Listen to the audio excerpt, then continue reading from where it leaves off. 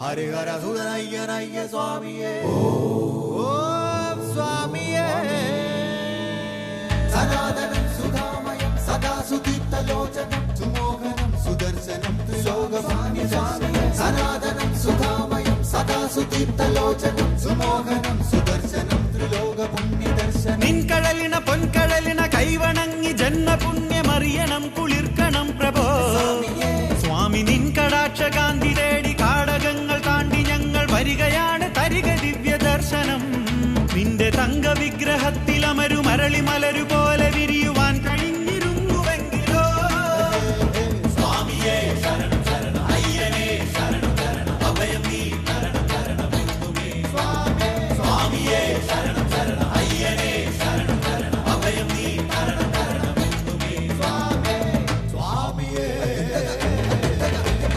കരിമലയും അഴുതമേടും കാട്ടുകല്ലും കൂർത്ത മുള്ളും കാലുകൾക്കു പരവതാനിയ സ്വാമി വാഴും ആ മലയിൽ ജാതി ഭേദമേതുമില്ല സ്വാമിമാരാണവിടെ സകലരും കലിയുഗയാക ഭൂവിൽ കതിരണിഞ്ഞ ഭാവുകം മാമലമേലെ വിണ്ണിൽ വന്നുദിച്ച താരസ്വാമി ശരണപഥങ്ങളിലെ പ്രണവ ദിവ്യ മന്ത്രണം ജീവിതരാത്രിയിലെ സുഹൃത സൂര്യ സുസ്മിതം നിൻകടലിന പൊൻകടലിന കൈവണങ്ങി ജന്മപുണ്യമറിയണം കുളിർക്കണം പ്രഭോ സ്വാമി നിൻകടാക്ഷ കാന്തി തേടി കാടകങ്ങൾ താണ്ടി ഞങ്ങൾ വരികയാണ് തരിക ദിവ്യ ദർശനം നിന്റെ തങ്ക വിഗ്രഹത്തിൽ അമരു മരളി മലരു പോലെ വിരിയുവാൻ കഴിഞ്ഞിരുന്നുവെങ്കിലോ സ്വാമിയേ ശരണം ശരണം അയ്യനേ ശരണം ശരണം അഭയം നീ ശരണം ശരണം എന്നുമേ സ്വാമിയേ ശരണം ശരണം അയ്യനേ ശരണം ശരണം അഭയം നീ ശരണം ശരണം എന്നുമേ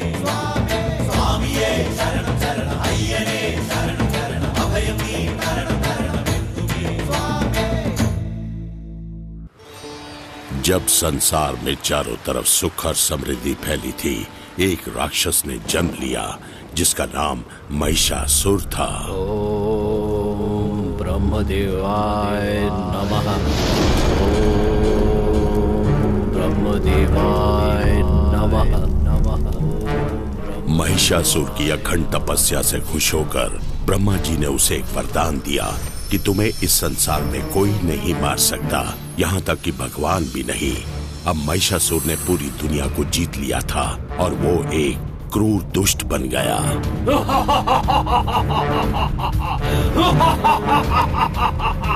मेरे होते हुए तुम दूसरे ईश्वर को पूजोगे? तुम्हारा ये दुस्साहस! सबसे बड़ा भगवान मैं हूँ। कभी नहीं, तुम भगवान से बड़े नहीं हो। तो मरो।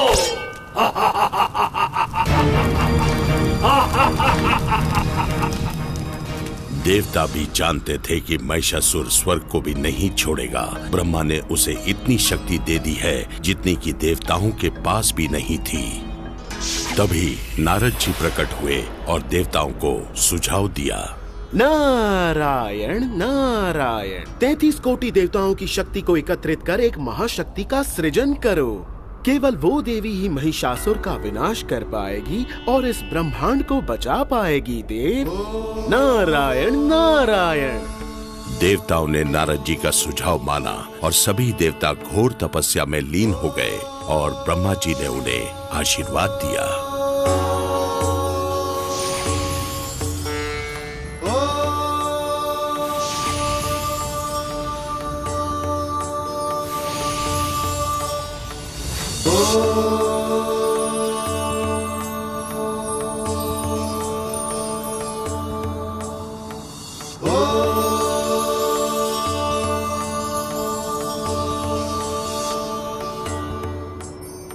तभी देवताओं ने अपने अंश की ज्योति से एक महाशक्तिशाली देवी का सृजन किया जिसका नाम चंडी था। और वो शक्ति की देवी चंडी इस ब्रह्मांड को बचाने के लिए जन्मी थी। वो ही महिषासुर का काल थी।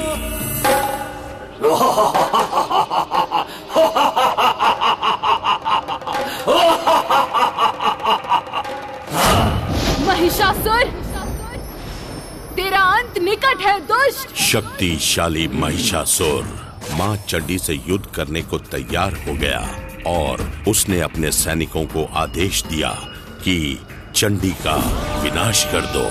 लेकिन मां चंडी ने अपने प्रताप से महिषासुर के सारे सैनिकों को समाप्त कर दिया और अब मात्र महिषासुर ही बचा था।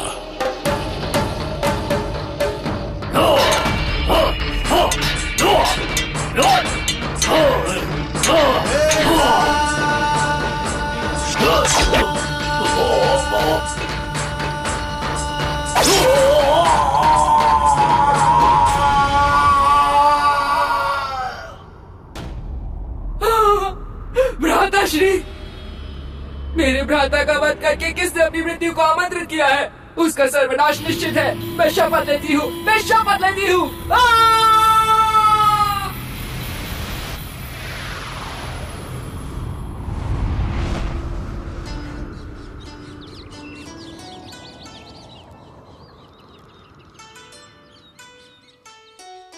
हमें लगता है कि इस किसान के साथ न्याय होना चाहिए। हमारे राज्य में किसान का पद राजा से भी ऊंचा है, सबसे ऊंचा। आपका आभारी हूँ महाराज, धन्यवाद।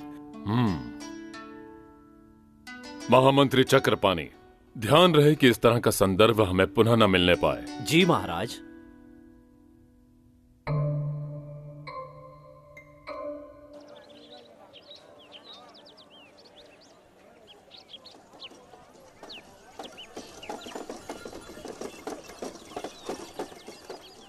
मित्रों, मैंने अपने महाराज जैसा उदार और दयालु राजा आज तक नहीं देखा है। सच कहा। जब हमारे राजा पांड्या के पूर्वज मदुराई से चोला पांड्या युद्ध के दौरान लोगों को बचाने आए थे, तो तब वो यहाँ एक शरणार्थी की तरह रहे थे। कोई नहीं जानता था कि वो पंडलम की रक्षा अपने राज्य से भी अधिक करेंगे। लेकिन राजा के बाद पंडलम राज्य का क्या होगा? मुझे तो ये सोचकर ही भय लगता है। हे प्रभु, हमारे राजा और रानी को एक संतान दे दो जिससे हमारे राज्य को उत्तराधिकारी मिले।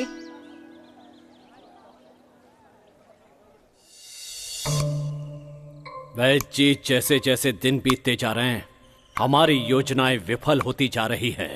धैर्य रखिए महामंत्री। क्षमा चाहता हूँ महाराज। आप मुझे सिखाएंगे वैद्य जी? कदापि नहीं। वर्तमान राजा के बाद राज्य कौन संभालेगा? आप ही तो हैं महाराज। मुझे विश्वास है आप रानी को वो दवाएं दे रहे हैं जिनके असर से वो कभी भी मां नहीं बन पाएंगी। निसंदेह महामंत्री, राज से रसोईया बाकी का कार्य प्रवीण कर देगा।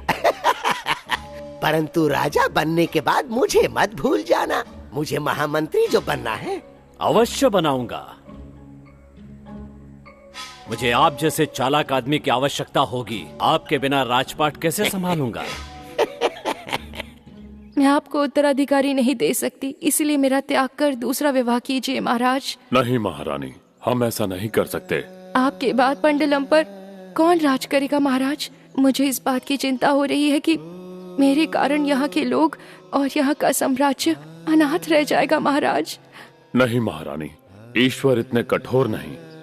हम प्रार्थना कर रहे हैं कि हमें एक संतान हो।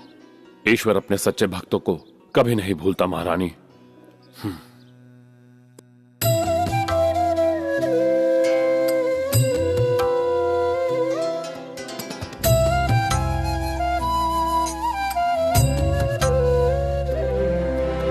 കേഴുമെൻ പ്രാണനിന്നൊരു വരം നൽകുമോ?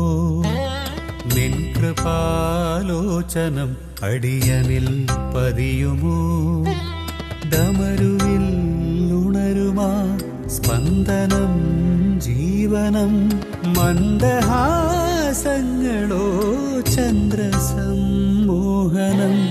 ഈ മണൽ താരയിൽ പൂവിതൾ വിതറുമോ? പൂവിതൾ കുഞ്ഞുകാൽ മുദ്രയായി മാറുമോ? നമോ ശങ്കരം ശങ്കരം ശാശ്വതം. ഓം നമോ ശങ്കരം ശങ്കരം ശാശ്വതം.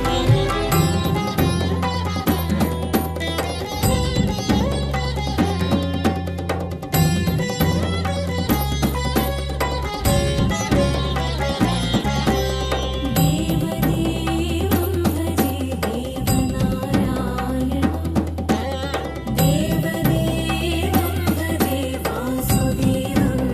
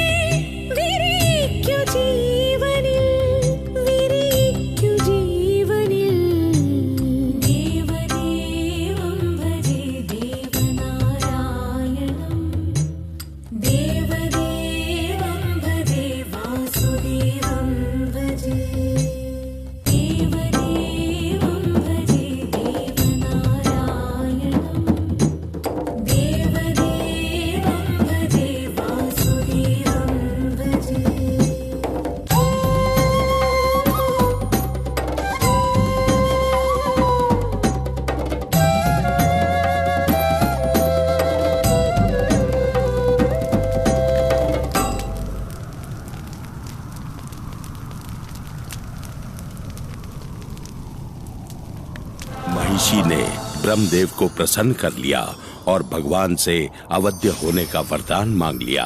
अब महिषी महिषासुर की तरह शक्तिशाली बन चुकी थी। अब मैं अपनी भ्राता की मृत्यु का प्रतिशोध लूंगी और उन देवताओं का सर्वनाश कर दूंगी। मेरा प्रतिशोध आरंभ हो चुका है।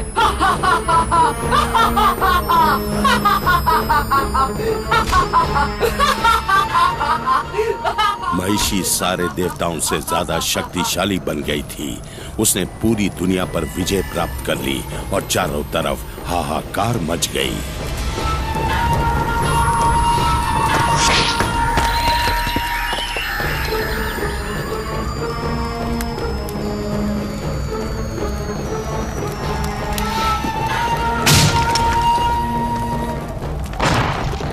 महिषी ने अपने भ्राता का प्रतिशोध लेने के लिए पृथ्वी लोक के देवताओं पर आक्रमण कर दिया। देवता भयभीत होकर भाग गए। इंद्रदेव और बाकी देवता जान बचाने के लिए त्रिमूर्ति की शरण में चले गए, लेकिन त्रिमूर्ति जो देवताओं का त्रिकूट था, वो भी महिषी के सामने हतबल थे। ब्रह्मदेव के वरदान के कारण हम में से कोई भी महिषी का वध नहीं कर सकता। जब भगवान शिव और मेरी शक्तियाँ एक साथ जुड़ जाएंगी और एक रूप हो जाएंगी, तो महिषी भी उस शक्ति का मुकाबला नहीं कर पाएगी। हम दोनों के अंश से पैदा हुआ एक कुमार महिषी को पराभूत कर सकता है और पृथ्वी को बचा सकता है। प्रभु, जैसा आप उचित समझें प्रभु। हर हर महादेव, हर हर महादेव, हरि ओम महादेव, हर हर महादेव, हरि ओम महादेव, हर हर महादेव, हरि ओम।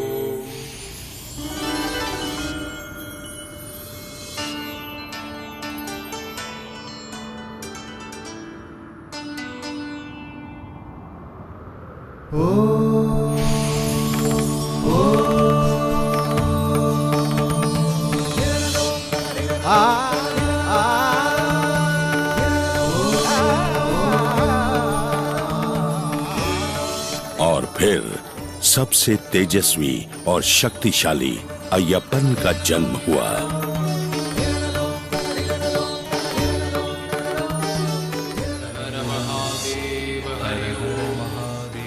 प्रभु, हमारे पुत्र की देखभाल कौन करेगा? इसका संगोपन मंडलम के महाराजा और महारानी करेंगे। वो हमारे परम भक्त हैं और पुत्र प्राप्ति की इच्छा भी रखते हैं।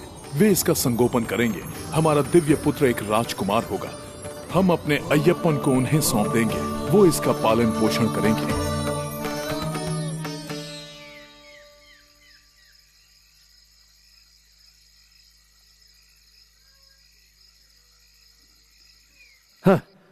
अब हमें राजा को मारकर सत्ता हथिया लेनी चाहिए।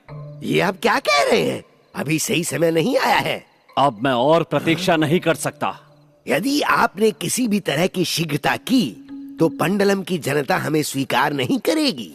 हम कल का सूरज नहीं देख पाएंगे। जनता अपने राजा के लिए प्राण देने को तत्पर है। आपकी बात पूर्णतः सत्य है, लेकिन आपके और मेरे होते हुए पंड्या से भागकर आए आश्रित को राजा बनाने की क्या आवश्यकता है? अपना स्वर मध्यम रखो महामंत्री। दीवारों के भी कान होते हैं। राजा के गुप्तचर नहीं, हमारा सोना स्वीकार करने के बाद वे हमारे गुप्तचर हैं। वे हमारी आज्ञा मानेंगे।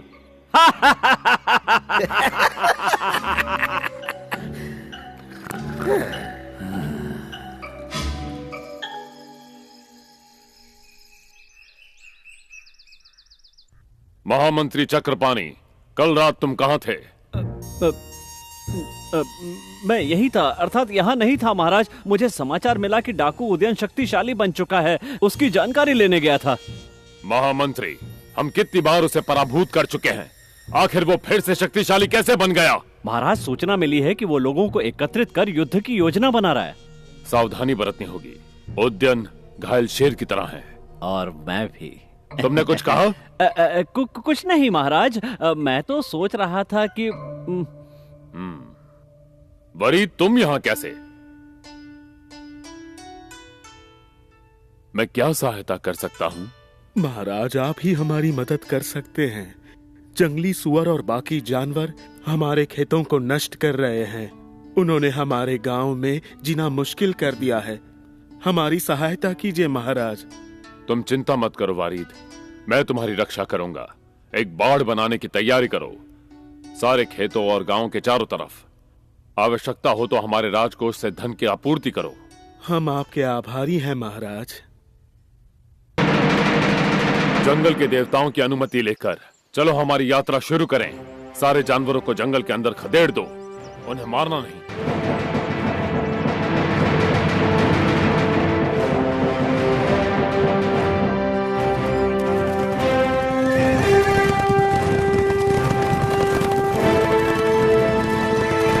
उनका पीछा करो, जल्दी करो, उन्हें चोट मत पहुंचाना।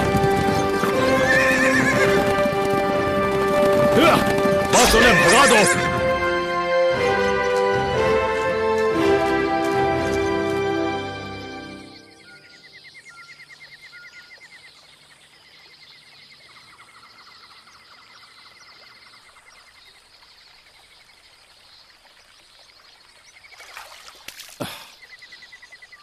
इतनी भाग दौड़ के बाद अब हम पंबा नदी के किनारे विश्राम करेंगे।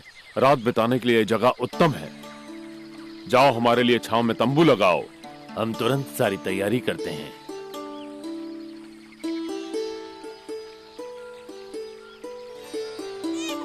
हाँ? बच्चे की आवाज।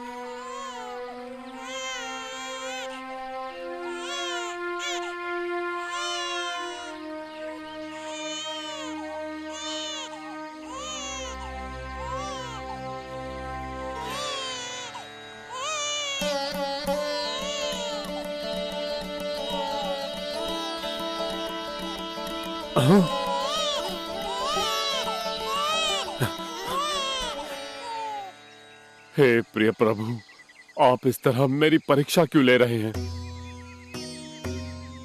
इस बच्चे के माता पिता कहाँ हैं? क्या आपने ये पुत्र मेरे लिए भेजा है भगवान?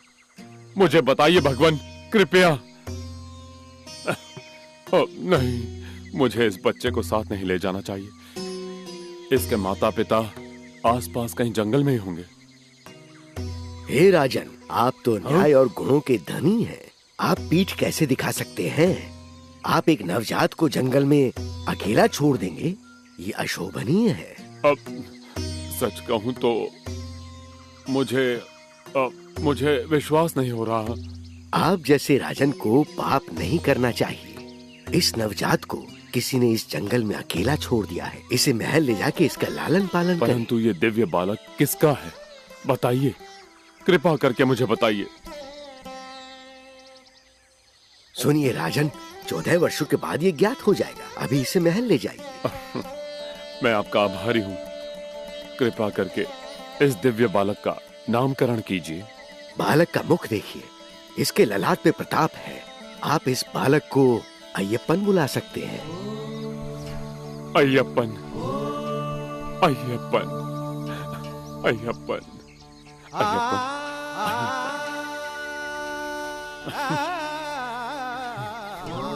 शंभु महादेव, ये आपकी ही माया है। आपने मुझे पुत्र प्रदान कर ही दिया। हे भगवान, मैं आजीवन आपकी आराधना करता रहूंगा।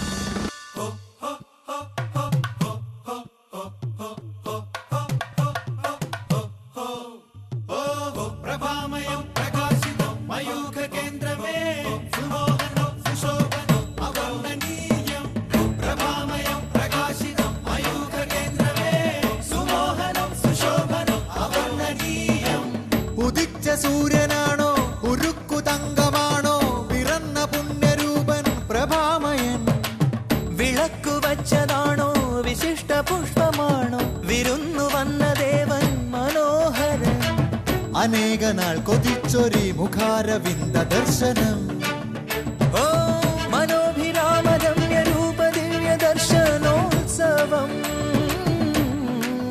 സ്വാമിയേ ഉദിച്ച സൂര്യനാണോ ഉരുക്കു തങ്കമാണോ പിറന്ന പുണ്യരൂപൻ പ്രഭാമയൻ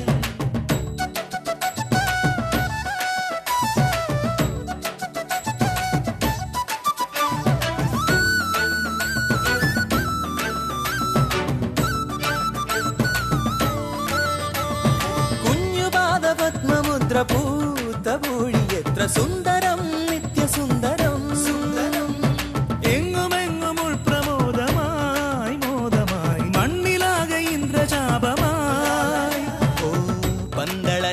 ಮಖಿಲಮೊರು ನಿರ್ವೃತಿ ಚೂಡಿ ಮುಕುಳಿತ ಹೃದಯ ಮಖಿಲಮೊರು ಕಾಗಳಿ ಪಾಡಿ ಪಂದಳ ರಾಜ್ಯ ಮಖಿಲಮೊರು ನಿರ್ವೃತಿ ಚೂಡಿ ಮುಕುಳಿತ ಹೃದಯ ಮಖಿಲಮೊರು ಕಾಗಳಿ ಪಾಡಿ ಉದಿಚ್ಚ ಸೂರ್ಯನಾಣೋ ಉರುಕ್ಕು ತಂಗಮಾಣೋ ಬಿರನ್ನ ಪುಣ್ಯ ರೂಪನು ಪ್ರಭಾಮಯ ಪ್ರಭಾಮಯಂ ಪ್ರಭಾಮಯಂ ಪ್ರಕಾಶಿಕಂ ಮಯೂಖ ವೇತ್ರಮೇ ಸುಮೋಹನಂ ಸುಶೋಭನಂ ಅವರ್ಣನೀಯಂ ಪ್ರಭಾಮಯಂ ಪ್ರಕಾಶಿಕಂ ಮಯೂಖ ವೇತ್ರಮೇ ಸುಮೋಹನಂ ಸುಶೋಭನಂ ಅವರ್ಣನೀಯಂ ಪ್ರಭಾಮಯಂ ಪ್ರಕಾಶಿಕಂ ಮಯೂಖ ವೇತ್ರಮೇ ಸುಮೋಹನಂ ಸುಶೋಭನಂ ಅವರ್ಣನೀಯಂ। हमारे सपने और योजनाएं सब धूल में मिल गए हैं वैद्य। वो जंगली बालक सबका प्रिय बन गया है। आप निश्चिंत रहिए महामंत्री, शीघ्र ही रास्ता निकल आएगा। तुम यहाँ से भागने का प्रस्ताव दे रहे हो? ऐसी बातें ना करें, इस राज्य पर आपको राज करना है। थोड़ा धीरज रखिए महामंत्री। इसका मेरे पास एक उपाय है।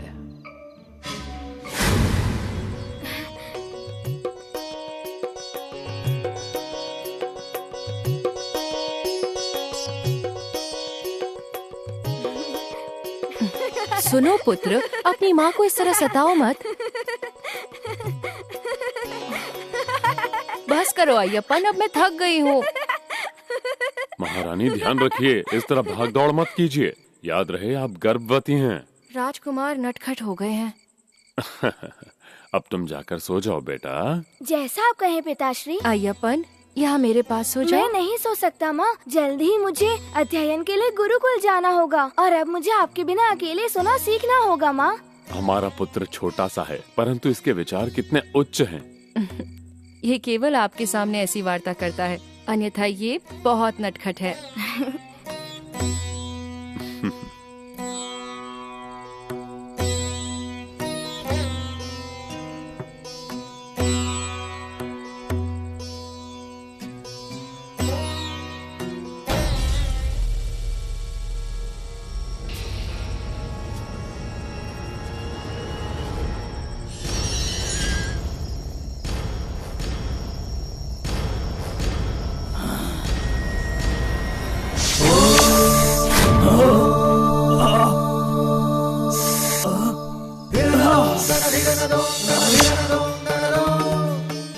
तुम एक छोटे से जंगली बालक को नहीं मार पाए, तुम्हें तो मेरी योजना विफल हो रही है।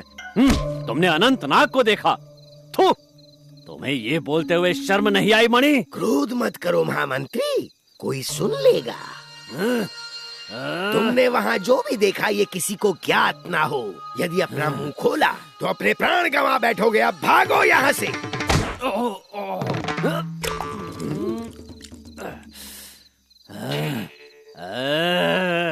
मुझे लगता है कि वो चमत्कारी बालक है, उसके पास चमत्कारी शक्ति है। तुम्हें क्या लगता है वैद्य?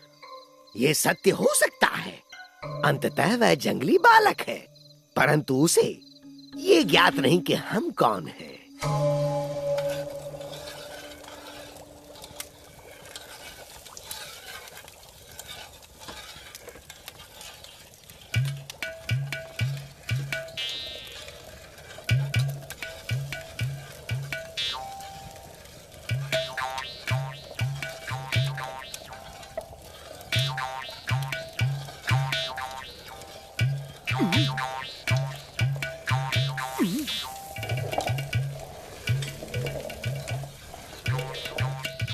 सुनो तिरुमणि, यहाँ आओ।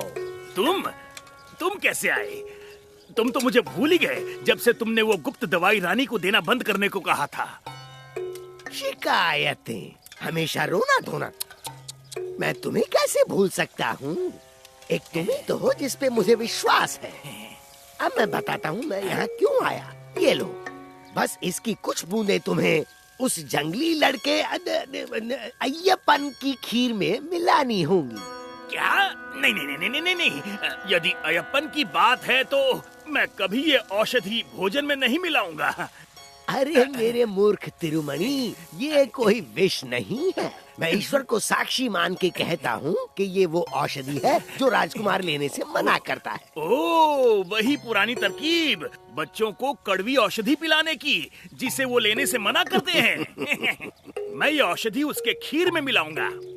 बहुत अच्छे तिरुमणि, अब मुझे जाना होगा महारानी के पास। उन्हें कभी भी प्रसव पीड़ा हो सकती है।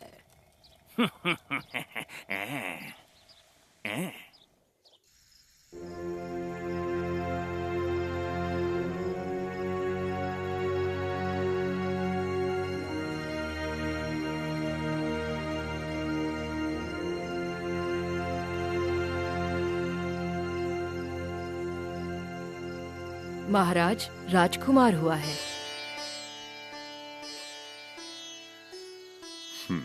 शंभु महादेव।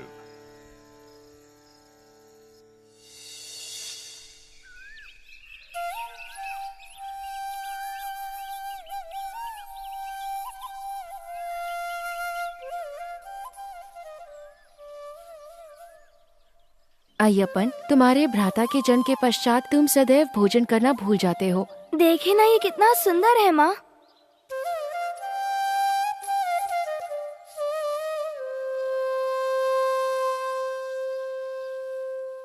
राजकुमार, महाराज जलपान के लिए आपकी प्रतीक्षा कर रहे हैं, कृपा करके चलें। महामंत्री, हमारे साथ बैठिए। कई दिन बीत गए साथ जलपान किए हुए। महामंत्री जी यहाँ भोजन ग्रहण करने नहीं आए हैं, है ना?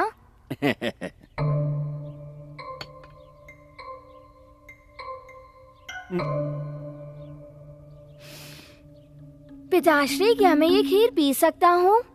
अवश्य पियो।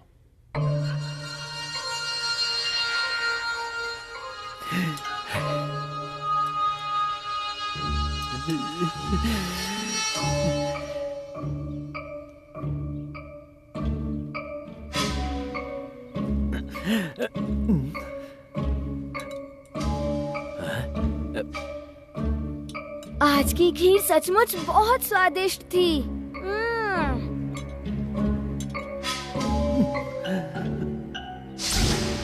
क्या विष का कोई प्रभाव नहीं हुआ? परंतु वो तो जगत का सबसे तीव्र विष है महामंत्री। उसकी एक बूंद 10 हाथियों को मार सकती है, वो भी एक पल में। मैंने कहा था ना कि वो बालक चमत्कारी है। उसे मारने के लिए हमें काली विद्या का प्रयोग करना होगा।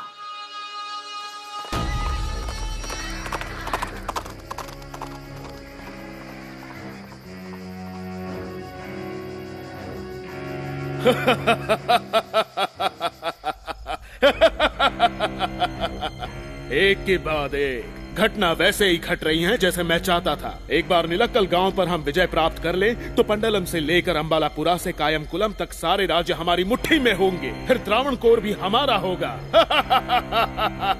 और सरदार, हमारे गुप्तचरों ने पंडलम राज्य के कुछ शक्तिशाली लोगों से मित्रता कर ली है। पंडलम पर आक्रमण करने की जल्दबाजी मत करना। पहले निलक्कल, फिर रानी और कोनी। एक बार ये राज्य हमारे अधीन हो जाएं, तो पंडलम जीतना आसान होगा। मैं खुद पंडलम के राजा की नाक काटकर कांच की पेटी में संभाल कर रखूंगा। पंडलम के लोगों का मानना है कि निलक्कल के लोगों की शक्ति निलक्कल के मंदिर में है। हमें पहले उस मंदिर को ध्वस्त करना होगा। वह देवता उन्हें शक्ति प्रदान करते हैं।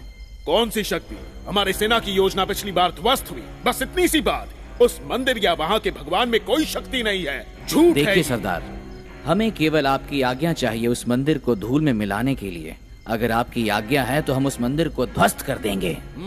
यदि हमारे सैनिक यही चाहते हैं तो आज रात ही आक्रमण करो, परंतु सावधान रहना। जैसा आप कहें सरदार।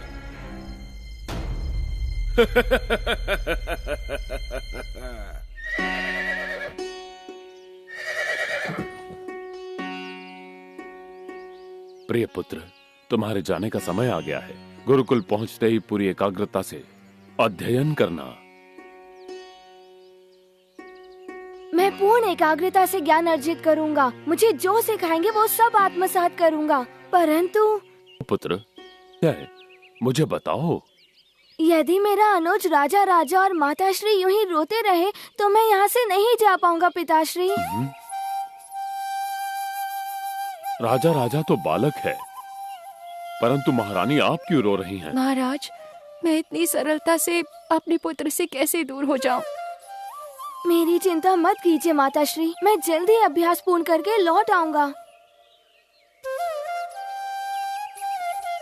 जाने का शुभ समय आ गया है, यात्रा शुरू करो। तुम जब भी मुझे पुकारोगे मैं चला आऊंगा मेरे प्यारे अनुज। अय्यप्पन मेरे पुत्र। महाराज, विलंब करना उचित नहीं होगा।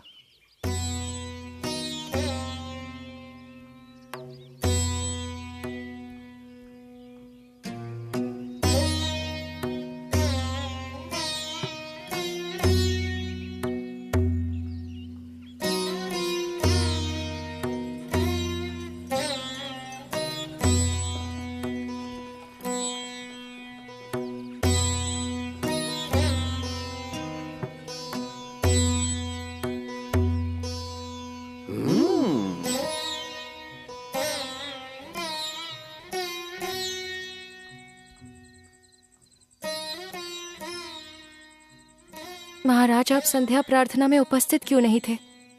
अय्यप्पन के जाने के बाद सब कुछ सुना सुना लग रहा है। मुझे उसकी बहुत याद आ रही है।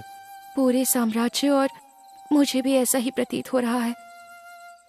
महाराज, अय्यप्पन के आगमन के पश्चात हमारे जीवन में कई विशेष बातें घटी हैं। हमें संतान प्राप्त हुआ, हमें लूटने या हमसे युद्ध करने उदयन लौट कर नहीं आया। खेत खलियानों में फसल फल फूल रही है, बीमारी और दरिद्रता नष्ट हो गई।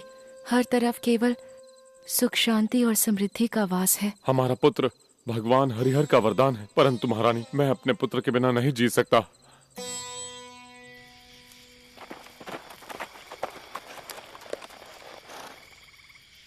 हम यही प्रतीक्षा करेंगे। उदयन के गुप्तचरों ने कहा था कि वो हमसे मिलने यहीं आएगा। उदयन भले ही डाकू हो, परंतु वचन पूर्ति के लिए विख्यात है। उदयन हमें अपना एक व्यक्ति देगा जो काली विद्या में माहिर होगा। वो उस बालक को सरलता से मार देगा अपनी शक्तियों से, और इस बार हम नहीं हारेंगे। अरे ये तो यक्षिणी है, रक्त पीने वाली जंगल की आत्मा। भागो! ये अवश्य अय्यप्पन का कार्य होगा, भागो!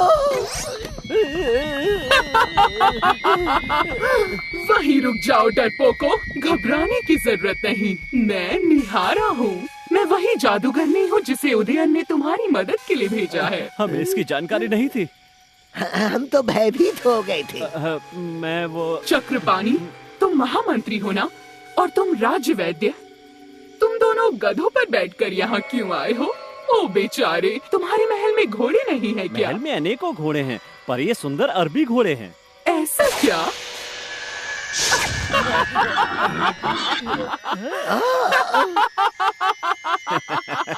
तुम अकेले ही पर्याप्त हो उस जंगली बालक को मारने के लिए। कहाँ है वो लड़का? सिर्फ इतना बता दो और बाकी चीजें मैं देख लूंगी, समझ गए? और हाँ, इसके बदले में क्या करना है तुम्हें पता है ना? हाँ, हमें पता है। कल रात को ही हमने अपनी सेना निलक्कल से पीछे हटा ली है। मुझे बस अपनी योजना के बारे में बता दो।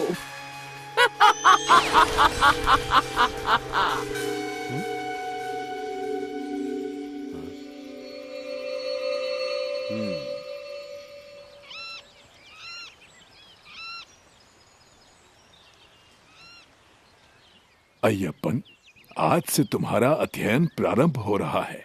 राजकुमार, तुम्हारे लिए विशेष आसन की व्यवस्था की गई है। आसन ग्रहण करो। गुरुजी, मेरे साथ अन्य बच्चों जैसा ही बर्ताव कीजिए। और हाँ, मैं भी यहीं निवास करूँगा, साधारण बच्चों की तरह। क्षमा चाहता हूँ गुरुजी, यदि आपको ठेस पहुँची हो। जैसी तुम्हारी इच्छा राजकुमार।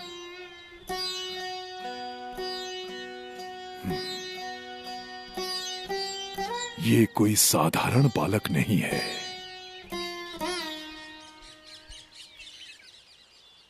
गुरुजी ने हमें जंगल से चंदन की लकड़ियाँ लाने को कहा है, और उसके लिए हमें जंगल के भीतर जाना होगा। अरे नहीं, हमें डर लगता है, वहाँ शेर हो सकते हैं। तुम लोग भविष्य में पंडलम के योद्धा बनने जा रहे हो। तुम्हें किसी बात का भय नहीं होना चाहिए। ठीक है, तुम साथ हो तो हम जाएंगे।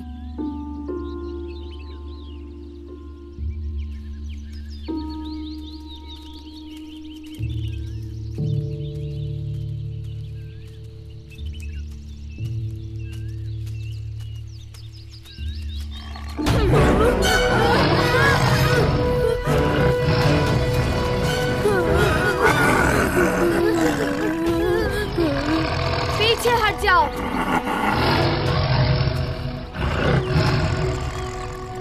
जाओ।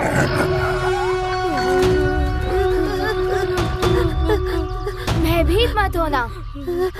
जानवर बहुत आज्ञाकारी होते हैं। मैंने कहा जाओ तो वो चले गए।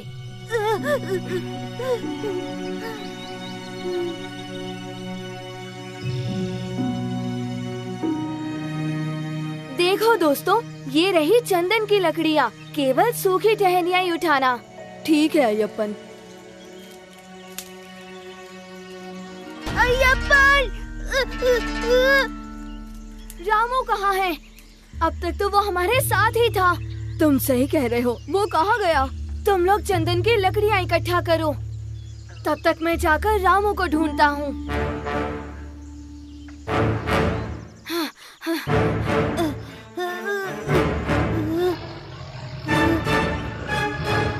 अय्यप्पन, बचाओ मुझे!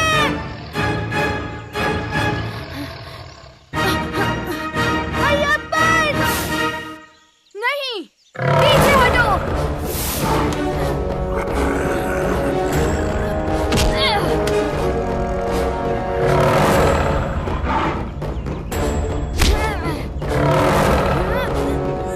तुम ऐसे नहीं मानोगे।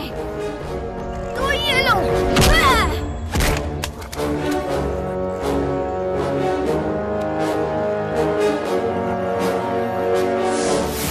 तुम्हारी हिम्मत कैसे हुई?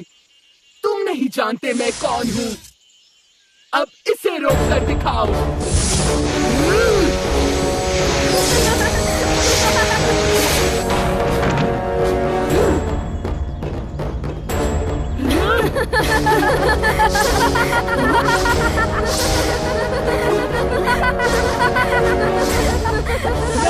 जादूगर बालक! अगर हिम्मत है तो मेरे सामने आकर लड़ो। मुझे अपनी शक्ति दिखाओ, मैं तुम्हें नष्ट कर दूंगी।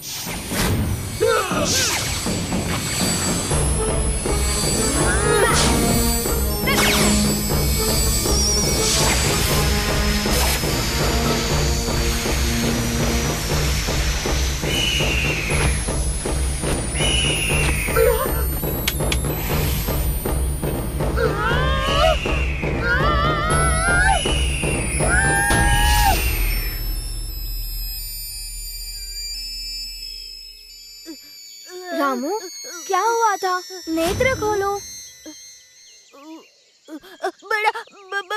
बड़ा सा शेर। कौन सा शेर? तुम्हें शेर दिखा? चलो हम यहाँ से चलते हैं। हमारे दोस्तों ने लकड़ियाँ इकट्ठी कर ली होंगी। यह क्या हुआ था? शेर कहाँ है? तुम मेरे साथ चलो, मैं तुम्हें सब समझाता हूँ। महामंत्री, हमारे पुत्र ने 18 पुराण पूरे कर लिए और उपनिषद भी। इतने कम समय में? ये तो असंभव है। हाँ महामंत्री, गुरुदेव ने लिखा है अय्यप्पन को सिखाना ऐसे व्यक्ति की सहायता करने जैसा था जो सर्व ज्ञाता हो। ये लीजिए, स्वयं पढ़ लीजिए। ये सब उस चमत्कारी औषधि का प्रभाव है जो मैं राजकुमार को प्रतिदिन दिया करता था। अय्यप्पन का धनुर्विद्या का अध्ययन कल से प्रारंभ होगा। कल रात यहाँ एक चमत्कार हुआ था। जब मैं सो रहा था तब मुझे अय्यप्पन का सपना आया। उसके बाद? मैं गहरी नींद में था। जब मैं थोड़ी देर बाद उठा, मेरे भैया मेरे सामने ही खड़े थे। उन्होंने पहले मुझे चादर उड़ाई और फिर बत्तियां बुझाकर वो गायब हो गए।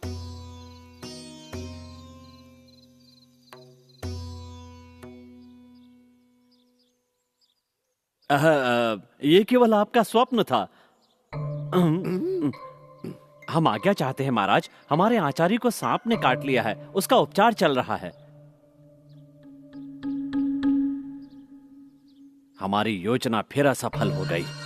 मैंने सुना है कि अय्यप्पन के गुरु ज्ञान में गुरु वशिष्ठ के समान हैं और गुरु द्रोणाचार्य की तरह अजय धनुर्धर हैं। ऐसा प्रतीत होता है हमारे सारे द्वार बंद हो रहे हैं। चिंतित ना हो वैद्य, कुछ द्वार बंद हो गए तो क्या, हम नए द्वार खोलेंगे। अपने नेत्र और मस्तिष्क से ध्यान केंद्रित करो अपने लक्ष्य पर। नेत्र सिर्फ लक्ष्य पर होनी चाहिए। अब एक एक करके तीर चलाओ।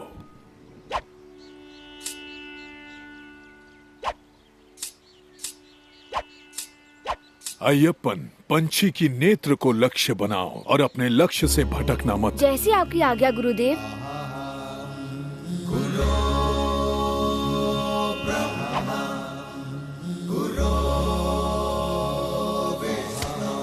अद्भुत। अब अंतर गति, ऊंचाई और लक्ष्य। ഗഗനപഥങ്ങളിലുരുകി വിളങ്ങും മിന്നൽ പിണറൊളിയോ, അലറിയണഞ്ഞൊരു കാറ്റിലുയർന്നു കുതിക്കും കടലലയോ, മിഴിച്ചിമ്മിടാതെ പദമൂന്നിടാതെ രണഭൂവിലീ വിധം ഇളകിയാടും ഈ ദേവബാലകൻ രുദ്രനാഗമോ.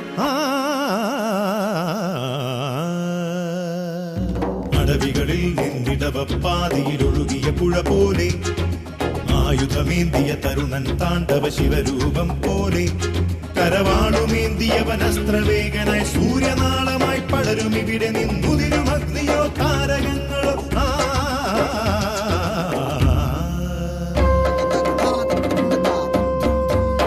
ആരെയും പുണരും മാനസം, നിർഭയം നിത്യനിരാമയം, ആമുഖം അർക്കമനോഹരം, ആസുരം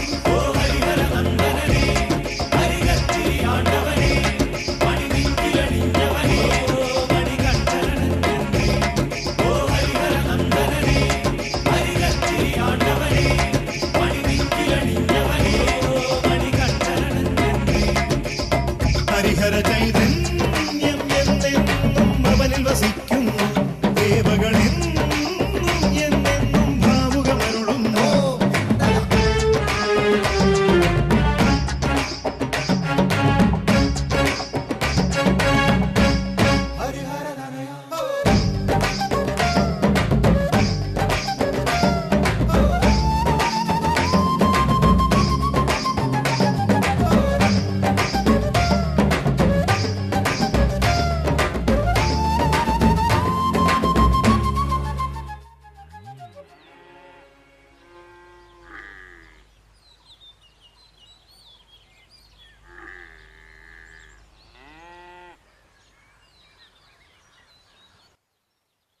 अय्यप्पन, मैंने तुम्हें सिर्फ स्मरण कराया है, तुम्हें तो पहले से ज्ञात था।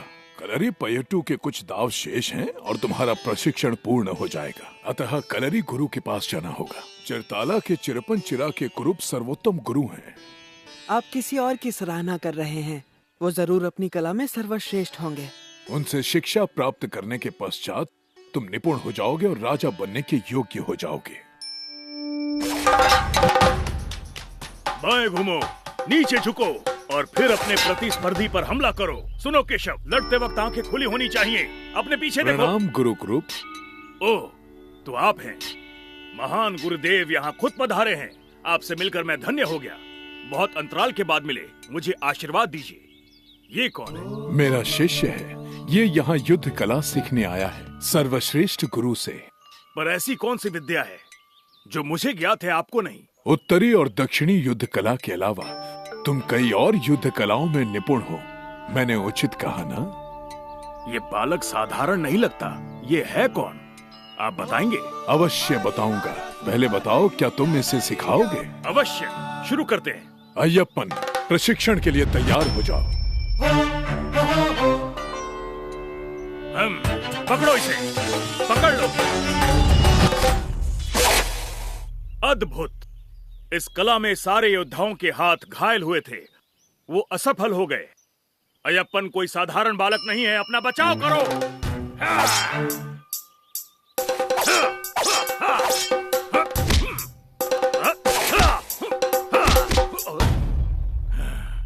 आक्रमण करो।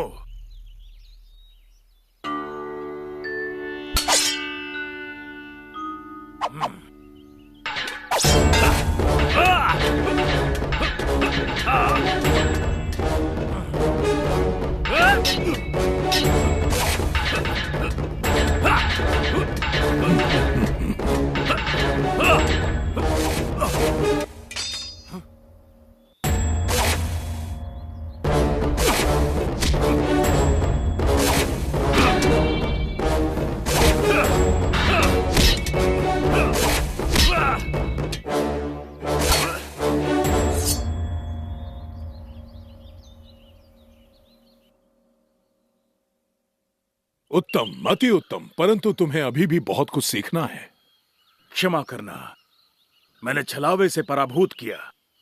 आज तक मेरा सामना कभी तुम्हारे जैसे महान योद्धा के साथ नहीं हुआ था। मैं तुम्हें घायल करने के लिए क्षमा चाहता हूँ। तुम हो कौन? अय्यप्पन, पंडलम से हूँ। अय्यप्पन, पंडलम का होने वाला राजा।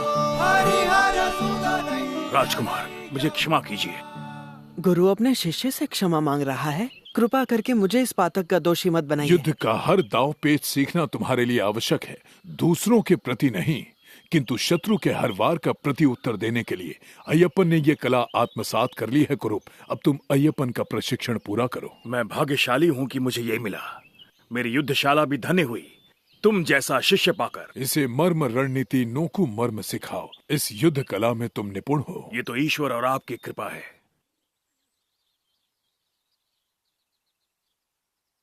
महारानी की जय हो। बोलिए महामंत्री। मैं आपसे एक वार्ता करने आया हूँ। आप मुझसे क्या वार्ता करना चाहते हैं? आपको तो सब ज्ञात है। ये सत्य है, लेकिन मेरे प्रश्न का उत्तर केवल आप ही दे सकती हैं महारानी। पूरे राज्य में केवल आप ही हैं जो ये गुत्थी सुलझा सकती हैं। सुनिए माँ, क्या आपका वो चित्र पूरा हो गया? चलिए बाहर चलकर देखिए, बगीचे में बहुत सारी सुंदर तितलियाँ आई हैं। चलिए मेरे साथ। क्या सचमुच?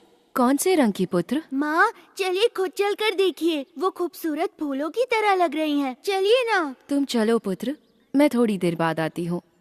शीघ्र आना माँ, नहीं तो वो सब की सब अभी आती हूँ पुत्र। बताइए महामंत्री, आप क्या जानना चाहते हैं? महारानी, महाराज गुरुकुल से लौटते ही अय्यप्पन को राजा घोषित करने वाले हैं। हाँ तो? महारानी, मेरा तात्पर्य है कि महाराज ने इतना बड़ा निर्णय आपसे पूछकर लिया या नहीं? महाराज राज्य संबंधित निर्णय मुझसे पूछकर नहीं लेते, और ये मेरा कार्य नहीं है। ऐसे निर्णय तो वे आपसे परामर्श करके लेते हैं। आपसे एक विशेष बात कहना चाहता हूँ। आपको क्या लगता है, मुझसे पूछा जाता तो क्या मैं इससे सहमत होता? अय्यप्पन एक दिव्य और तेजस्वी बालक है। यदि वो राजा बन जाए तो इसमें बुराई क्या है? प्रजा भी उससे अत्यंत प्रेम करती है, और विशेष बात वो योग्य है। ये सारी बातें सत्य हैं, किंतु इसका तात्पर्य ये नहीं है कि राज राजा जिसे महारानी ने जन्म दिया है वो तेजस्वी नहीं है, क्योंकि मेरे लिए वो दिव्य बालक है। राज राजा आपकी कड़ी तपस्या का फल है, और उसका जन्म आपकी प्रार्थनाओं का परिणाम है। आप कहना क्या चाहते हैं महामंत्री? आपकी सहजता देखकर आश्चर्य होता है महारानी। जंगल में मिला बालक दिव्य है और आपकी कोख से जन्मा बालक सामान्य है। मुझे दया आती है महारानी, आप पर दया आती है। अय्यप्पन, राज राजा दोनों मेरे लिए एक समान हैं। दोनों मेरे अपने पुत्र हैं। आप ऐसा कह सकती हैं क्योंकि आपका हृदय विशाल है, किंतु कल जब वो जंगली बालक पंडलम का राजा बनेगा तो आपके अपने बेटे का क्या होगा? आपने कभी इस विषय में सोचा है महारानी? केवल राजमहल में जन्मे हुए पुत्र को ही पंडलम का राजा बनने का अधिकार होना चाहिए।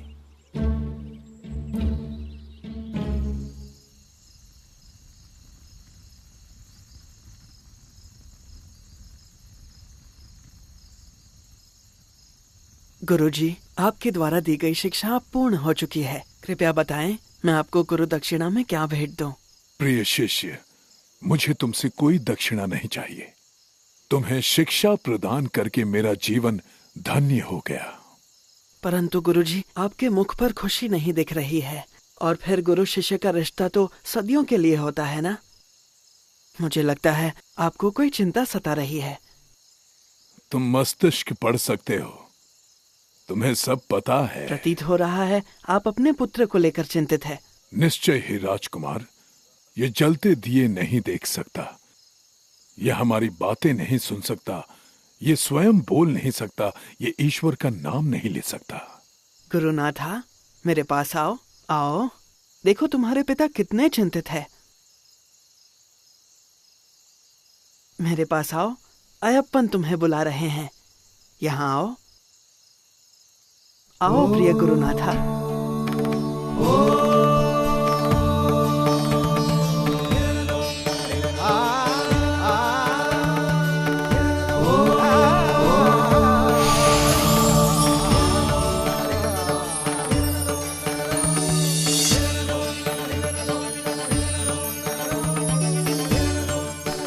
गुरुनाथा, अपनी आंखें खोलो और इन्हें देखो।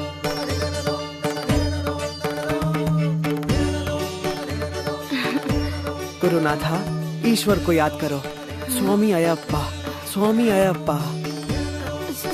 स्वामी अयप्पा, स्वामी अयप्पा। हे प्रभु, मुझे अपने नेत्रों पर विश्वास नहीं हो रहा। तुमने इसे पुनर्जन्म दिया है और मेरी पीड़ा दूर कर दिया। ये पर तुमने मुझे सब कुछ दे दिया राजकुमार। गुरुदेव, इंसान कितना भी महान क्यों ना हो, वो हमेशा अपने गुरु से छोटा होता है। ये सब आपकी शिक्षा और आशीर्वाद का असर है। अय्यप्पन। स्वामी शरणम अय्यप्पन। स्वामी शरणम शरणम अय्यप्पन।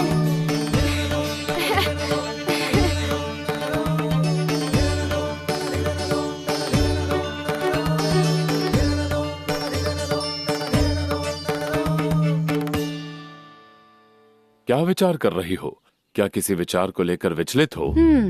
महाराज को मेरा स्मरण हो ही गया। महाराज, आपको केवल राजपाट और अपने पुत्र अय्यप्पन में रुचि है। मेरी और मेरे पुत्र की किसी को चिंता नहीं। आज अय्यप्पन गुरुकुल से लौट रहा है और उसके आने पर वही राजपाट संभालेगा और मैं चिंता मुक्त हो जाऊंगा।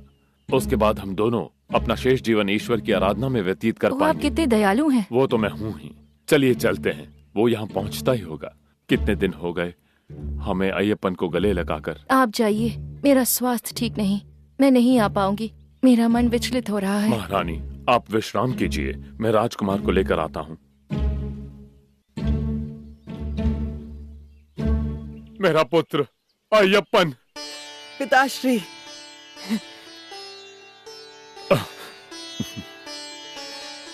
अंततः राजकुमार गुरुकुल से लौटकर आ गए। आपको ऐसी उम्मीद नहीं थी, है ना?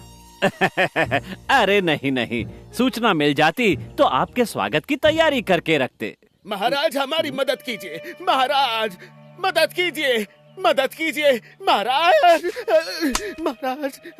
ये क्या? ये मंदिर के हाथी शंकरन का महावत है ना? जी महाराज।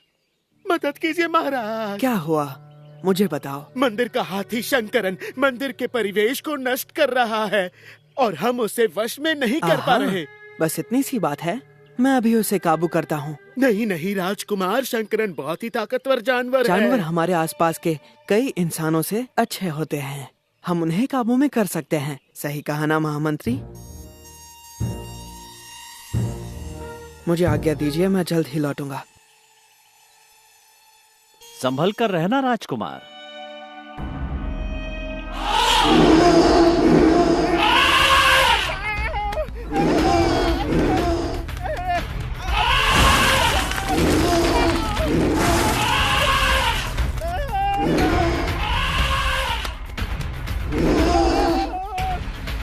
तुम ये क्या कर रहे हो शंकरन?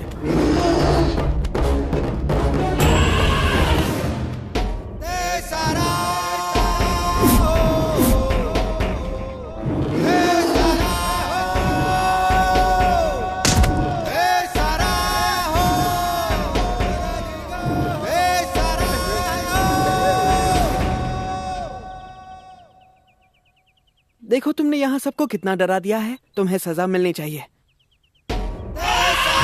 शरारती हाथी, चलो अब राजमहल चलते हैं।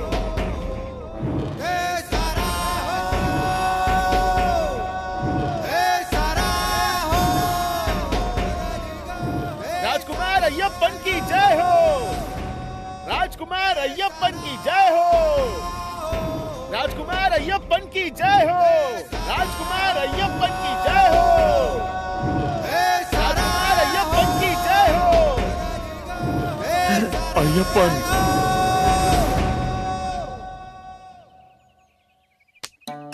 मंदिर के पटाखों ने इसे डरा दिया था, इसलिए ये बेकाबू हो गया और दौड़ने लगा। बस इतनी सी बात थी, है ना शंकरन? देखो, ये भी सहमत है। मैंने कहा था ना युवराज, शंकरन अति शांत हाथी है, इसे बालक भी वश में कर सकते हैं।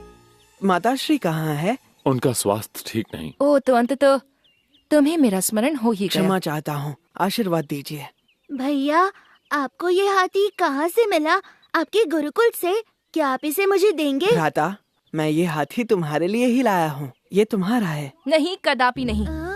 ये हाथी उन्मत्त और खतरनाक है। नहीं, मुझे वो चाहिए माँ, मुझे वो हाथी चाहिए। मुझे वो हाथी चाहिए। मैंने तुमसे मना किया ना, अब हट मत करो, चलो मेरे साथ। सुनिए माताश्री, ये हाथी कुछ नहीं करेगा। मेरे पुत्र के लिए क्या उचित है मैं जानती हूँ, तुम इस विषय से दूर रहो। तीर निशाने पर लगा है।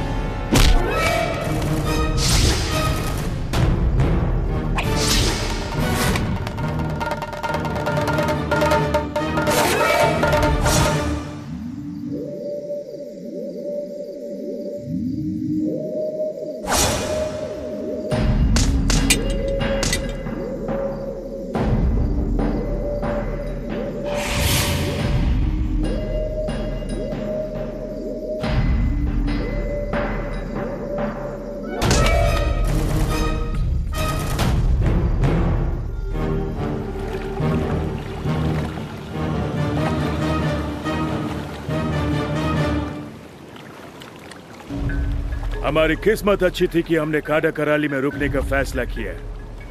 अल्लाह के रहम से हमारा जहाज भर चुका है। सरदार, तो हम अगली लूट के लिए कहीं और की तैयारी करें?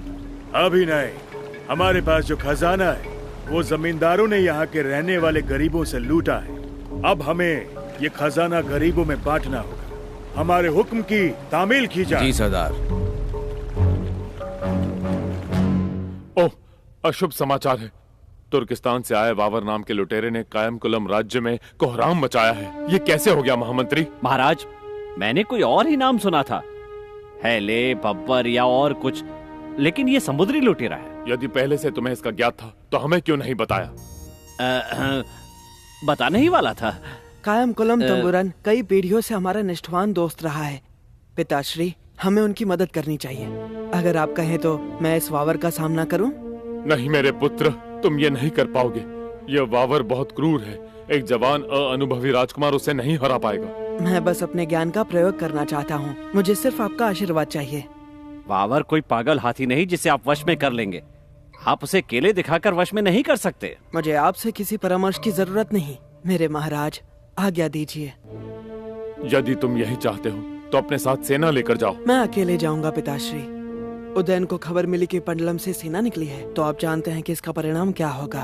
मैं जानता हूँ, पर कुछ सैनिक तो अपने साथ लेकर जाओ। अकेले मत जाना पुत्र। पिताश्री, हमें कायम कुलम के तंबुरन को संदेश भेजना चाहिए कि वो चिंता ना करें, और मैं तुरंत निकल रहा हूँ।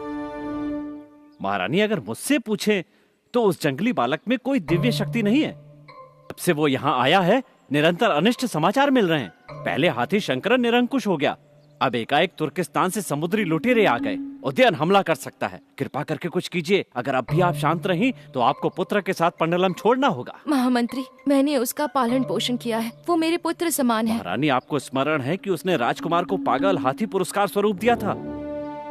वो राजा को मारकर मार्ग से हटाना चाहता था। मैं ऐसा नहीं कर सकती। मैंने अपना निर्णय ले लिया है। यदि महाराज को पता चल गया तो आप जानते हैं कि उन्हें कितना दुख होगा। वैद्य, कुछ कहते क्यों नहीं? महारानी को बताओ। ये योजना कोई नहीं जान पाएगा। बताओ, महारानी को बताओ। महारानी, भयभीत मनुष्य कभी विजयी नहीं होता है। यदि वावर ने उसे जाने दिया या अय्यप्पन ने अपनी माया से वावर को पराजित भी कर दिया, तो उसी पल से वह पंडलम का सिर्फ राजपुत्र नहीं होगा, वह उसी पल पंडलम का राजा बन जाएगा। तो समय ना गवाएं, अन्यथा पश्चाताप करना पड़ेगा। ठीक है, मुझे विचार करने का समय दीजिए।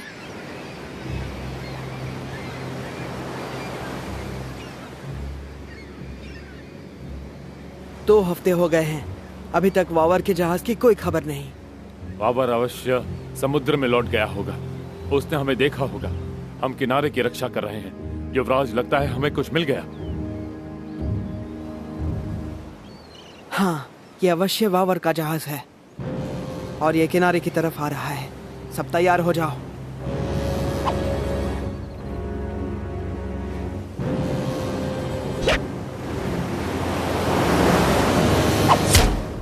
सरदार, ये तीर देखिए। ये तीर नहीं, हमारे लिए चुनौती है। चलो किनारे चल के उन्हें दिखा। वल्ला, आखिर ये जाबाज कौन है? सरदार, चलिए वापस चलें। आज तक हम पीठ दिखाकर भागे नहीं हैं और आज भी नहीं भागेंगे, वो भी जब मेरी बराबरी का दुश्मन मेरा इंतजार कर रहा है।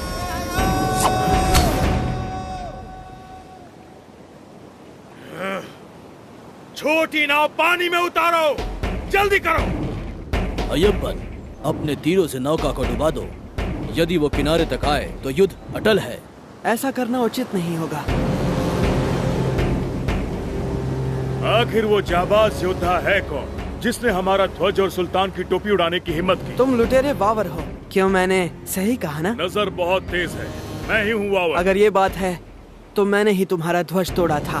बहादुरी ऐसे दूर से नहीं दिखाते, दुश्मन के सामने दिखाओ। अब दिखाओ अपनी वीरता। मैं अपनी वीरता तुम्हारे कहने पर नहीं दिखाऊंगा।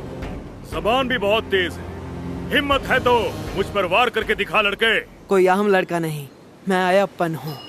ओ अच्छा, अयप्पन, मैंने तुम्हारी कहानियाँ सुनी है, लेकिन तुम मुझे बेवकूफ बच्चे लगते हो। तुम क्या जानना चाहते हो, मेरी उम्र या मेरी धनुर्विद्या? मैं अभी तुम पर बाण नहीं चलाऊंगा। मैं लोगों पर तभी हमला करता हूँ जब वे सशस्त्र होते हैं। ऐसी बात है तो बताओ किससे हमला करूं?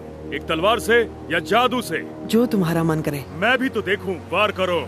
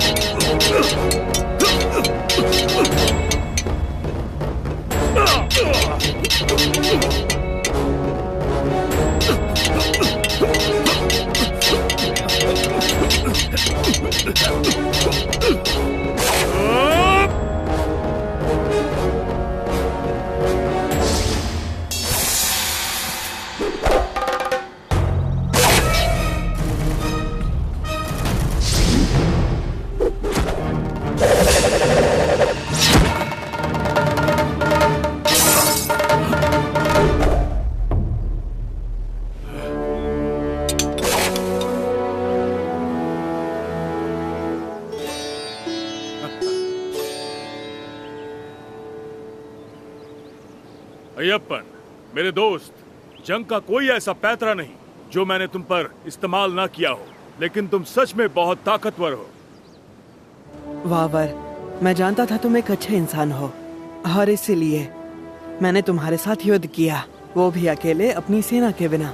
मैं समझ गया था तुम में गजब की काबिलियत है, इसीलिए मैंने अपनी सेना को तुमसे दूर रखा, क्योंकि मैं अपनी सेना को कभी भी खतरे में नहीं डालता। अय्यप्पन, ये वावर के लड़ने का तरीका है। ऐसी सोच रखने वाला मनुष्य लुटेरा कैसे हो सकता है? अगर अमीरों से लेकर गरीबों को देना चोरी है तो बताओ कितने लोग हैं जिनके पास दौलत है और कितने गरीब हैं? तुम्हें फर्क पता चल जाएगा। किसी की संपत्ति छीनने से बेहतर है इंसान को खुद ये समझना चाहिए और संपत्ति का त्याग करना चाहिए। दौलतमंद लोग ऐसा नहीं सोचते हैं, वो तो बस गरीबों को लूटना चाहते हैं और उनकी दौलत से अपनी तिजोरियां भरना चाहते हैं। रात के अंधेरे में लूटने से क्या अमीरों को समझाना ठीक नहीं होगा कि वो अपनी इच्छा से संपत्ति दान करें? इंतजार करते करते तो पूरी दुनिया खत्म हो जाएगी अय्यप्पन।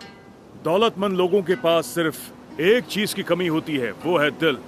यदि मैंने तुम्हें ऐसे व्यक्ति से मिलवाया तो? अगर ऐसी बात है तो मैं खुदा की कसम खाता हूँ, मैं अपने साथियों के साथ लोगों को लूटना बंद कर दूंगा। वचन दीजिए। वावर का ईमान ही वावर का खुदा है अय्यप्पन। मेरे लिए खुदा से बढ़कर कुछ नहीं। तत्वमसी। या मेरे खुदा, ये क्या है? ऐसे अल्फाज नहीं सुने। ये शब्द उपनिषदों में लिखा है, कोई नाम नहीं है। इसका मतलब? इसका मतलब है वो तुम हो। महर्षि अरुण ने श्वेत केतु को इस नाम से पुकारा था, तत्वमसि। तुम जो मेरे सामने खड़े हो, तुमने भले ही वचन दिया हो, किंतु तुम गरीबों की मदद नहीं कर रहे हो वावर। एक बात तो मानूंगा, स्वामी अय्यप्पन, आज तुमने मेरी आंखें खोल दी। उठ जाओ मित्र, मैं कोई गुरु नहीं हूँ, केवल एक मित्र हूँ वावर, प्राण प्रिय मित्र। तुम जैसे इंसान को आखिर गुरु मानने में गलत ही क्या है, बताओ। तुम महान हो। मैं अभी तक महान वावर का गुरु बनने लायक नहीं हूँ।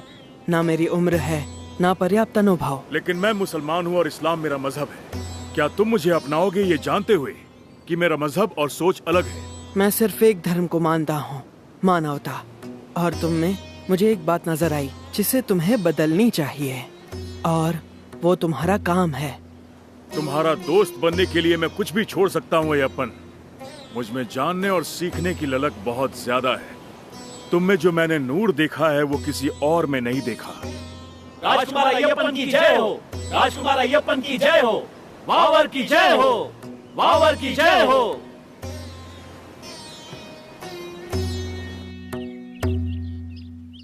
महामंत्री, तुम्हें ये आश्चर्य की बात नहीं लगती कि हमारे गुप्तचरों को आक्रमण की सूचना नहीं? समझा नहीं महाराज, आप क्या बात कर रहे हैं? उद्याना ने सिर्फ निलक्कल प्रदेश नहीं जीता, बल्कि वहाँ सब कुछ तहस नहस कर दिया। अब वहाँ कुछ नहीं बचा। मैंने सोचा नहीं था कि ऐसा होगा। आपको कैसे पता चला महाराज? हमारे राज्य में आज भी कुछ लोग हैं जो अपने राजा के प्रति स्नेह रखते हैं। पहले युवराज को कायमकुलम से लौटने दीजिए, उसके बाद वो उद्यान को संभालेगा और हमारे पूरे राज्य को भी।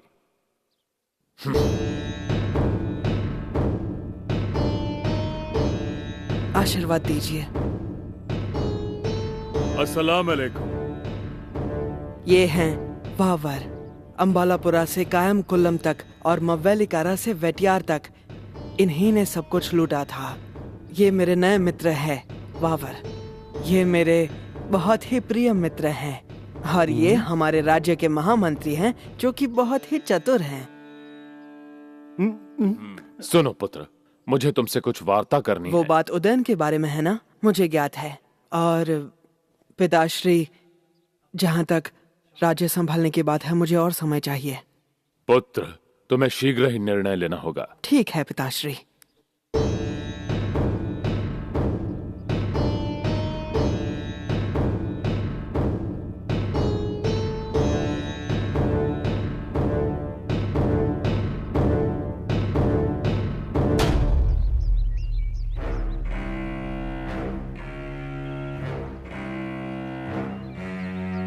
हमारा करीमाला किले में प्रवेश करते ही समझो हम जीत जाएंगे। ये युद्ध हमें सिर्फ जीतना नहीं है या उदयन की सेना ध्वस्त करना नहीं है, हमें अपनी राजदेवी की पुनर्स्थापना करनी होगी, और इसलिए तुम में से हर एक को उत्तरदायित्व निभाना होगा। फरीद, पोला चुरक्कल के व्यापारी और वावर हमारे साथ होंगे इस युद्ध में हमारी सहायता के लिए। इस्लाम मेरा मजहब है और मैं तुम सबकी एक भाई की तरह मदद करूंगा। मैं डेरे तैयार करूंगा ताकि तुम सबको जरूरत का सामान मिल सके। एरुमिली से लेकर करीमला तक की सारी जिम्मेदारी मेरी होगी, और मैं तुम सब के लिए हथियारों का इंतजाम करूंगा। साथ ही मैं कुछ अरबी और ईरानी सिपाही भी लेकर आया हूं। अय्यप्पन के साथ मिलकर हम दुश्मन को हरा देंगे। खुदा हमारे साथ है। शत्रु को पराभूत करने के लिए शारीरिक सामर्थ्य पर्याप्त नहीं होगा, हमें मानसिक रूप से तैयार होना होगा, और इसीलिए तुम्हें 41 दिन प्रशिक्षण लेना होगा। मांस और मदिरा से दूर रहिए और जानवरों की बलि चढ़ाना बंद कीजिए। ब्रह्मचर्य का पालन कीजिए। तुम्हारे मन और शरीर का शुद्धिकरण होगा। तुम शक्तिशाली बन जाओगे और विजय हमारी होगी। स्वामी अय्यप्पन की जय हो, स्वामी अय्यप्पन की जय हो, स्वामी अय्यप्पन की जय हो। आज से हमें एकजुट होना होगा। इसका मतलब हमारा धर्म एक होगा, और इसीलिए हम में से हर कोई स्वामी होगा। हम सबका नाम और औदा समान होगा। स्वामी रक्षा कीजिए, स्वामी रक्षा कीजिए, स्वामी रक्षा कीजिए, स्वामी रक्षा कीजिए, स्वामी रक्षा कीजिए। स्वामी तुम्हारी रक्षा नहीं करेंगे। पहले वो अपरिचितों को महल में लेकर आ गया, और अब ये स्वामी का नाटक। हमें अब अपनी अंतिम चाल चलनी चाहिए। हमें शीघ्रातिशीघ्र अय्यप्पन को रोकना होगा। अब वो नास्तिक बन चुका है और हमारे महाराजा की प्रतिमा को मलिन करना चाहता है। वो जंगली बालक वावर को मारने की बजाय महल में लेकर आ गया। आगे वो उदयन से समझौता करेगा और उसे अपना चाचा कहेगा। मुझे अपने राज्य के भविष्य की चिंता हो रही है महारानी। उदयन हमारी समस्या नहीं है, हमें अन्य विशेष बातों पर ध्यान देना चाहिए। जब घी सीधी उंगली से ना निकले तो उंगली टेढ़ी करनी पड़ती है। केवल ये बताएं मुझे क्या करना है।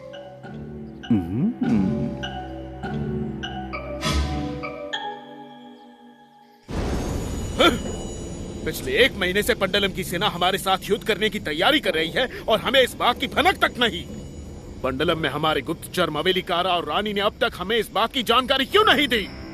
वावर के लोगों ने हमारे जितने गुप्तचर थे उन सबको पकड़ लिए हैं सरदार।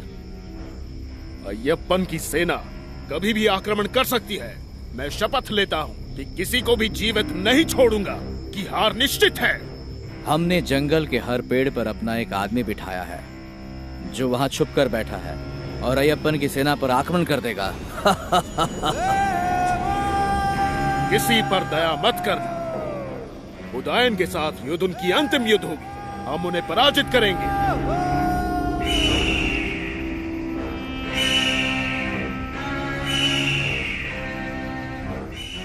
आकाश में लाल गरुड़ उड़ रहा है और ये एक अच्छी बात है।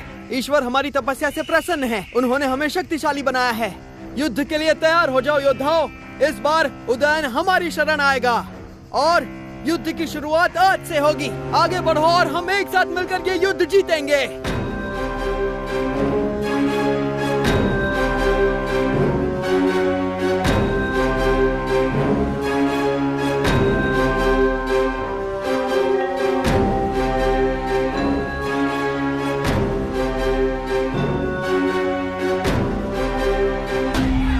हमला करो।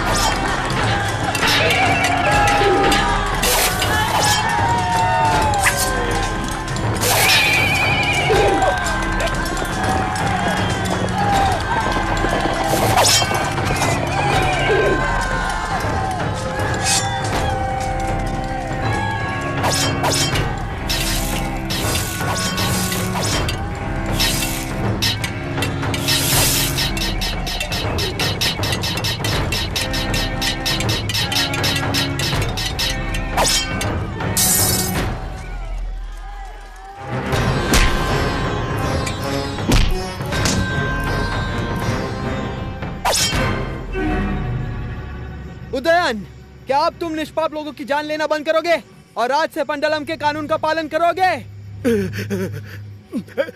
मुझे मारना मत, मुझे मारना मत। मैं हार स्वीकार करता हूँ। मैं नियमों का पालन करूंगा।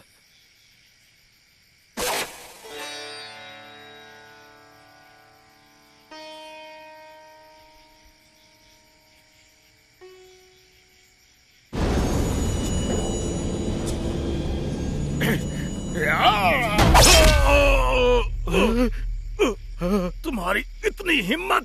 धोखेबाज! स्वामी, इसकी सजा मैं दूंगा इसे।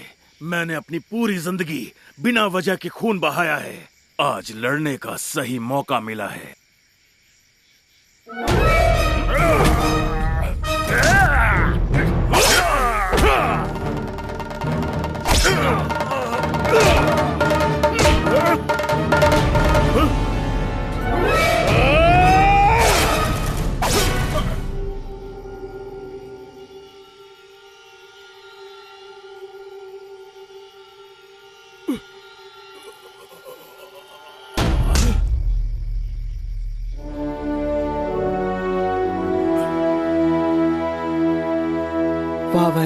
अपने घावों पर जड़ी बूटियां लगाओ ताकि और खून ना बहे।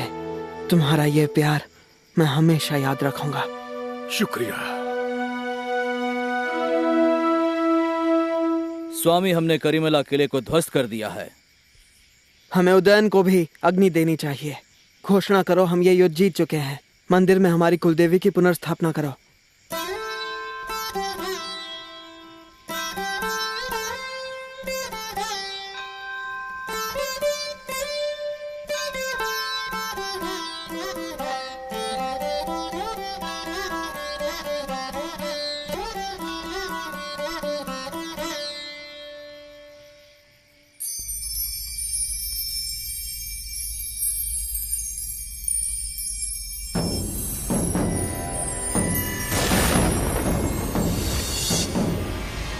नारायण नारायण नारायण नारायण। यहाँ नारायण का अस्तित्व नहीं महर्षि, यहाँ मैं ही नारायण और नारायणी हूँ, समझ गए? ओह, क्षमा कीजिएगा, मैं तो ये विवशतावश कह गया। मनुष्य के पूजनीय देवता कहाँ हैं?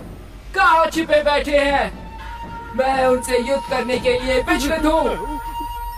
आपसे लड़ने की क्षमता किसमें है महान महिषी? आपने तो तीनों लोग को पराजय किया है, कोई नहीं लड़ेगा। नारायण ये सत्य है।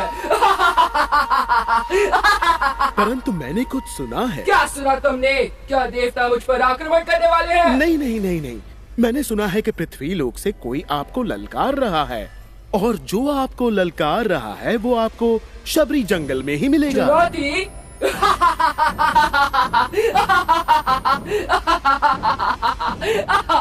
क्या तुम परिहास कर रहे हो नारद? मैं परिहास नहीं कर रहा हूँ, मैं प्रभु नारायण की शपथ महिषी की शपथ लेता हूँ। ठीक है, तो मैं स्वयं जाकर देख लूं।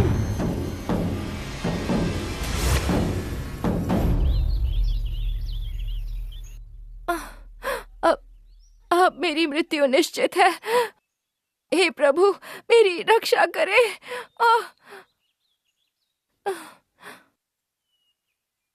वैद्य जी, मुझे बताइए, इस रोग का कोई उपचार नहीं? एक उपाय है महाराज, परंतु वो असंभव है। समस्या ये है कि जो सामग्री हमें चाहिए वह आसानी से उपलब्ध नहीं। जो सामग्री चाहिए हमें बताइए, हम स्वयं लेकर आएंगे।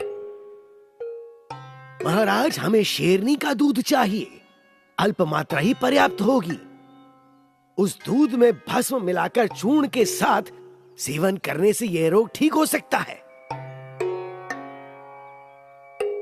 शेरनी का दूध? ये कैसी औषधि है? शेरनी का दूध? आप भयभीत हो गए युवराज? शेरनी का दूध, वो भी ताजा निकला हुआ। पहले कभी इस दवाई के बारे में नहीं सुना। ये इस विकट रोग की अनसुनी औषधि है, कृपया मुझे अन्यथा ना लें। आपने इतने साल धनुर्विद्या, वेद और उपनिषदों का अभ्यास किया है, परंतु मैंने आयुर्वेद का। यदि आप अपनी माँ से प्रेम करते हैं तो जाइए और वैद्य जी पर शंका न करते हुए दूध लेकर आइए। हमारे पास अधिक समय नहीं है युवराज। हाँ, यदि और विलंब हुआ तो औषधि का प्रभाव नहीं होगा। चिंता ना करें, मैं शीघ्र ही दूध ले आऊंगा। वावर या सेना के अधिकारियों को अपने साथ ले जाओ। नहीं पिताश्री, उन्हें विश्राम करने दीजिए।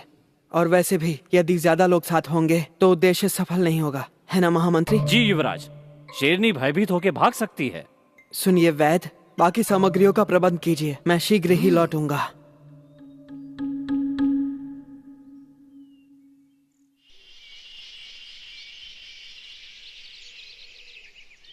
शेरनी अवश्य ही इस जंगल में होगी।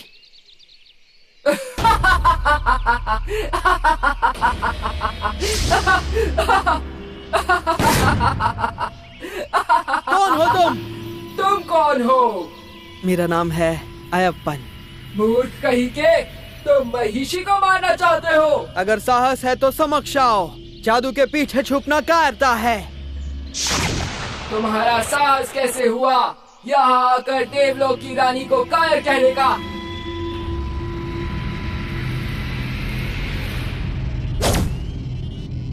तुम्हारा खूबसूरत शरीर और तेजस्वी आंखें देखकर मेरे मन में अलग भाव उमड़ रहे हैं। तो क्या तुम मेरे स्वामी बनना चाहोगे? मैं इस प्रस्ताव को स्वीकार नहीं कर सकता। मेरे जन्म का उद्देश्य है तुम्हें मारकर असुरी वृत्ति को नष्ट करना और धर्म की पुनर्स्थापना करना। इसलिए मैं तुम जैसे असुरों के समूह का विनाश कर दूंगा। क्या मैंने सच सुना? चलो देखे तुम कितने शक्तिशाली हो। पृथ्वी पर सबसे बड़े मूर्ख हो तुम।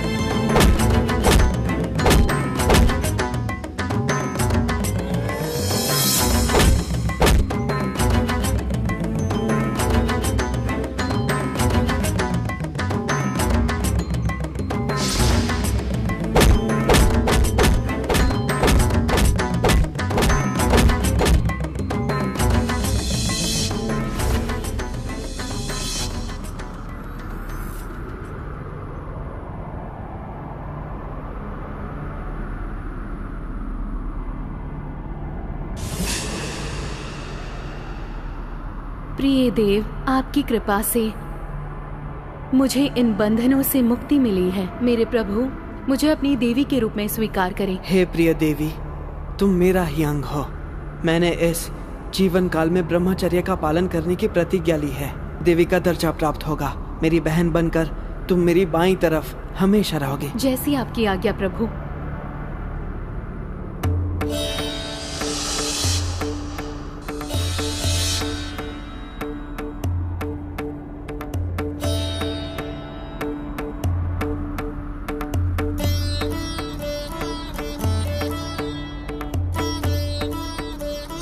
मेरे पुत्र, तुमने अपना अवतार कार्य पूर्ण कर लिया।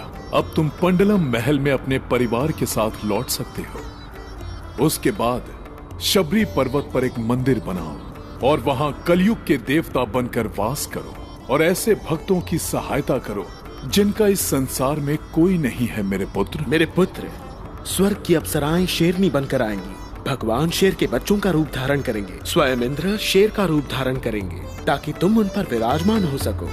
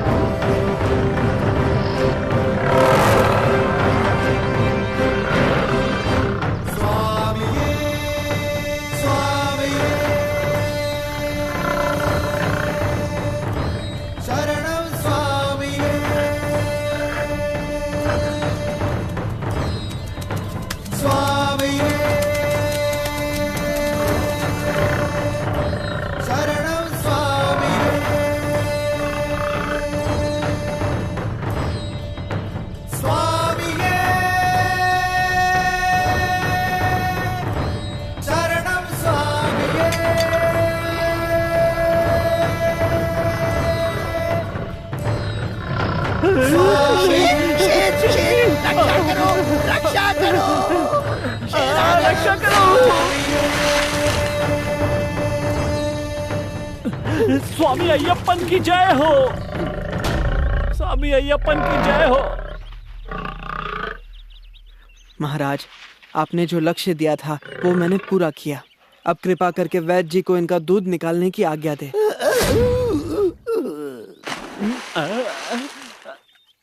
हे ईश्वर, अब मुझे स्मरण है वर्षों पहले पंबा नदी के किनारे जो मुझे कहा गया था, आप स्वयं ईश्वर का अवतार हैं।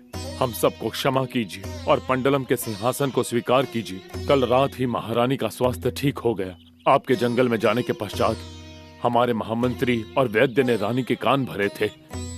उन्होंने जानबूझकर आपके साथ षड्यंत्र रचा था। कृपया शेरों को वापस भेजिए और मुझे क्षमा कीजिए। क्षमा मत मांगिए, जो कुछ हुआ वो ईश्वर की इच्छा थी, इनकी नहीं, और इस वजह से इनसे वो पाप हो गए जो ये करना नहीं चाहते थे। हे ईश्वर, आपकी इच्छा मेरे लिए आदेश है। अपना राजपाट और देश सही वक्त पर मेरे प्रिय भ्राता राज राजा के हाथों सौंप। मेरा अवतार कार्य अब पूरा हो गया है। मैं अब यहाँ से एक तीर चलाऊंगा, वो जहाँ गिरेगा वहाँ एक मंदिर बनाइए। एक मंदिर बना? जी हाँ पिताश्री। जो भाविक जन पंबा में स्नान करके वहाँ मेरी पूजा अर्चना करेंगे, उनकी मनोकामनाएं पूरी हो जाएंगी और उनके दुख नष्ट हो जाएंगे।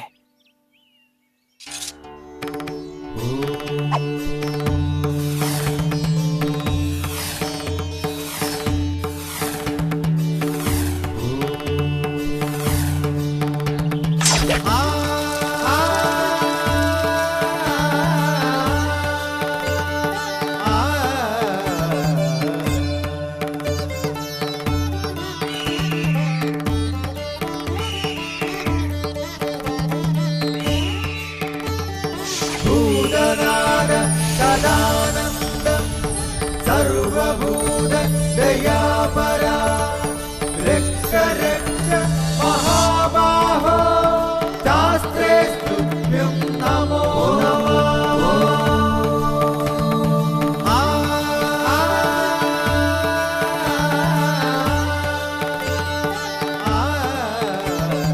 भूतनाद सदानन्दं सर्वभूत दयापरा रक्ष रक्ष महाबाहो शास्त्रे स्तुभ्यं नमो नमः भूतनाद सदानन्दं। स्वामी अय्यप्पन की जय हो। महामंत्री और वैद्य को उनके कर्मों का फल मिल गया। उन्हें घातक बीमारियों का सामना करना पड़ा।